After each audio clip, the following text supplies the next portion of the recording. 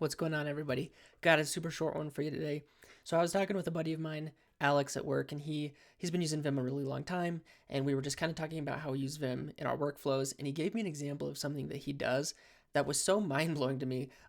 In retrospect, it made sense that you can do this in Vim, but I just would have never thought to use Vim in this way, and it was so cool.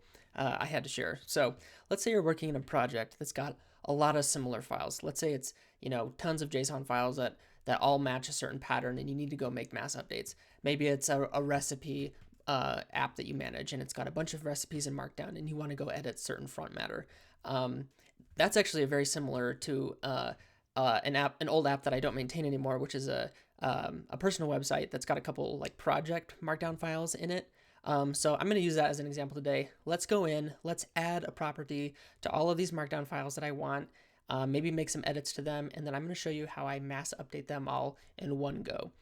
So real quick, I'm going to open up Vim specifically with those projects. So I'm going to open up all of those Markdown files that I can find under a projects directory. I just happen to know this glob pattern is going to match everything that I want. I'll hit enter.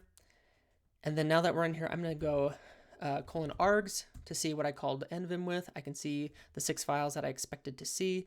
And now I can move through these files in Vim by doing :n to go to the next one, or :N to go back, right? So that's going to kind of come into play with this macro that we're about to write. So let's say that I want to add an author property to these Markdown files, and then I also notice that there's a repo URL property down there that's got Colorado Colby, which is my now old GitHub username. So I want to make an update that. I want to update that to my new devdeadly username. So how would I do that? Well, first off, I'm going to start a macro on Q. I can see it down in the bottom left, recording Q. I'm going to come down, type in author, Colby Thomas.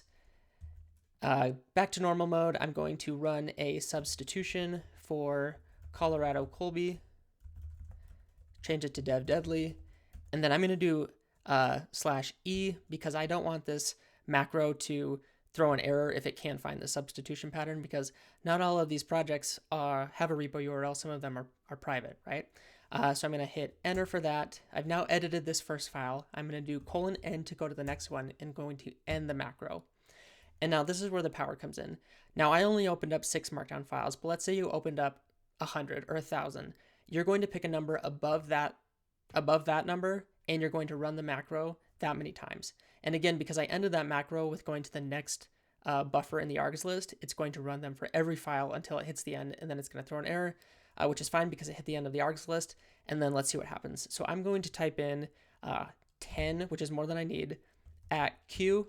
It's going to run through all of those buffers, and then I'm going to do xall to exit and save all of those files, and let's take a look. So git status, I can see it edited all of those files.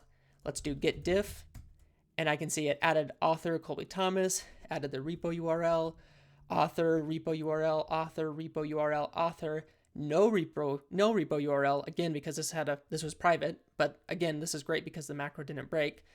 Author repo URL, and then I hit the end. So I just edited all those files with a macro that took me 15 seconds to write. And you can imagine how powerful this is, right? Again, what if you had 1,000 files? You needed to go make this edit to all of them. The old me would have thought like, all right, I need to write a script to do this. That would have been overkill. Would have felt like I was doing it the wrong way. So yeah, it really just kind of goes to show you can use Vim in so many different ways than just an editor. So yeah, thanks again, Alex, for showing me that. Let me know what you think about this. I think it's pretty cool. And yeah, see you next time.